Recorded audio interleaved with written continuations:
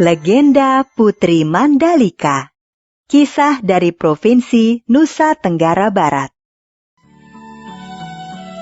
Dahulu kala, tersebutlah sebuah kerajaan yang terletak di Pulau Lombok. Istana kerajaan tersebut berada tidak jauh dari pantai. Raja Tanjung Beru dan permaisurinya Dewi Seranting memimpin kerajaan dengan sangat adil dan bijaksana. Rakyat pun hidup dengan rasa aman dan tentram. Dengan pemimpin yang mumpuni, rakyat sebuah negeri akan mengalami kemakmuran dan kesejahteraan. Kebahagiaan rakyat dan keluarga istana semakin bertambah setelah permaisuri melahirkan seorang bayi perempuan, Putri Mandalika, nama yang diberikan oleh Raja Tanjung Beru kepada putrinya. Hingga akhirnya Putri Mandalika tumbuh dewasa. Selain cantik, Putri Mandalika juga memiliki tabiat yang sangat luhur. Pangeran, Anda dari negeri yang sangat jauh. Kalau boleh tahu, apa tujuan pangeran berkunjung ke negeri kami? Maafkan Ananda, Yang Mulia Raja Tanjung Beru.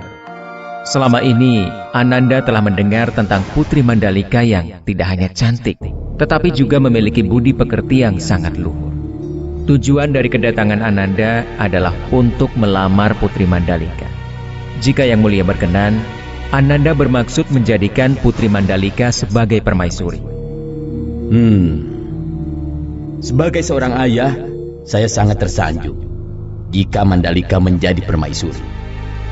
Namun, untuk masalah ini, biarlah saya berbicara dengan Mandalika dan ibunya. Baik, terima kasih Yang Mulia telah berkenan mempertimbangkan lamaran Ananda. Untuk sementara, pangeran bisa beristirahat dahulu di istana khusus tamu kerajaan. Yang Mulia, tujuan Ananda adalah untuk melamar Putri Mandalika. Yang Mulia, maksud kedatangan Ananda... Ternyata bukan hanya satu pangeran yang melamar Putri Mandalika. Belasan pangeran dari berbagai negeri datang untuk melamar Putri Mandalika.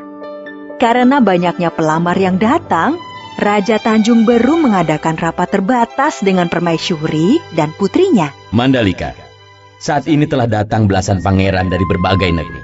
Ayah tidak memutuskan pangeran mana yang akan ayah terima.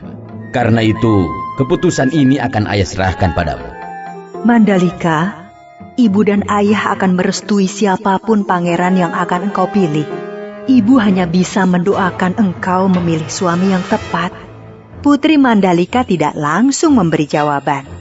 Putri Mandalika pun memanggil semua pangeran yang melamarnya ke balairung istana. Putri Mandalika ingin mengenali siapa saja pangeran yang melamarnya. Putri Mandalika sepertinya berpikir keras menentukan pilihan, sedangkan para pangeran itu mulai tidak sabar. Terjadi keributan kecil di antara mereka. Putri Mandalika pasti akan memilihku. Ayahku adalah raja besar yang menguasai utara. Tidak mungkin. Akulah putra mahkota kerajaan barat sana. Putri pasti memilihku. Ayahku adalah penguasa lautan di timur. Akulah yang paling layak menikah dengan Putri Mandalika. Jika sampai kamu atau kamu yang terpilih, kupastikan pasukanku akan menyerang kerajaan kalian. Kamu pikir aku tidak berani menyerang kerajaanmu? Pasukanku punya persenjataan yang lebih lengkap. Kerajaanmu akan kuratakan dengan tanah.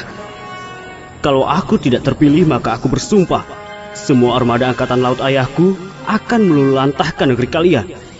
Akan kubumi hanguskan negeri kalian hingga tak tersisa. Diam kalian! Para pangeran langsung diam di tempat karena terkejut Putri Mandalika ternyata berani membentak mereka. Pada hari ke-20 bulan ke-10 atau 3 hari dari sekarang, pagi-pagi sekali, datanglah ke pantai. Aku akan memberi jawaban kepada kalian. Masih ada waktu 3 hari lagi. Putri Mandalika menunda jawaban dan pergi ke pantai. Putri Mandalika sepertinya tidak ingin gegabah mengambil keputusan. Dia sudah melihat ancaman perang besar jika memberi jawaban dengan terburu-buru. Putri Mandalika pun bersemedi di tepi pantai. Dia mencari cara menghindari pertumpahan darah dengan memohon petunjuk yang maha kuasa. Pada malam sebelum hari ke-20, Putri Mandalika selesai bersemedi dan menemui kedua orang tuanya. Ibu, ayah, besok pagi-pagi, marilah kita datang ke pantai. Ananda sudah mempunyai jawaban untuk para pangeran itu. Hari yang ditunggu-tunggu para pangeran pun tiba. Belasan pangeran itu pun sudah menunggu dengan tidak sabar. Bukan hanya para pangeran, tetapi rakyat juga berduyun-duyun datang ke pantai. Mereka ingin mengetahui siapa yang akan menjadi suami Putri Mandalika.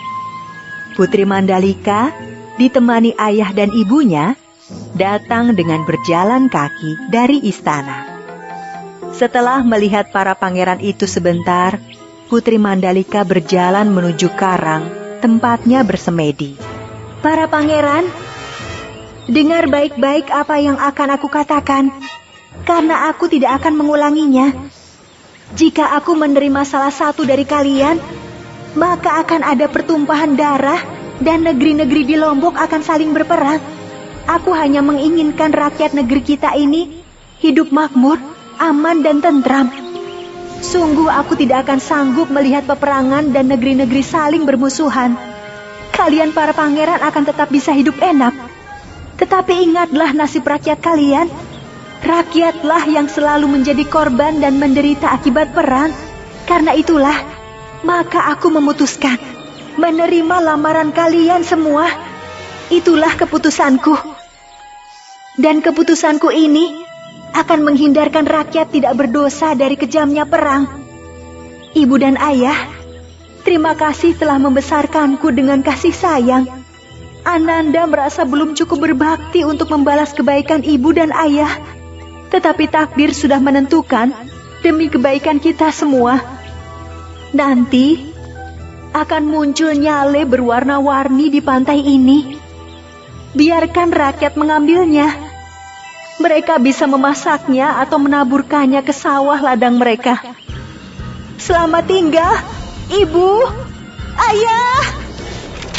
Ketika semua yang hadir masih belum paham apa maksud perkataan Putri Mandalika, tiba-tiba saja sebuah ombak besar datang dan membawa sang putri ke lautan.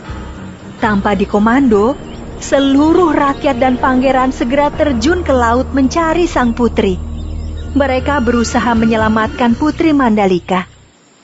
Tapi, sepertinya usaha mereka sia-sia. Sang putri telah memutuskan melebur bersama lautan.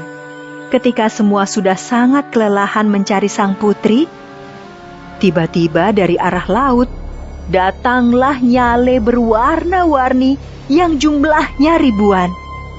Akhirnya, semua yang hadir menjadi paham maksud sang putri. Seperti pesan Putri Mandalika, rakyat mengambil nyale-nyale tersebut.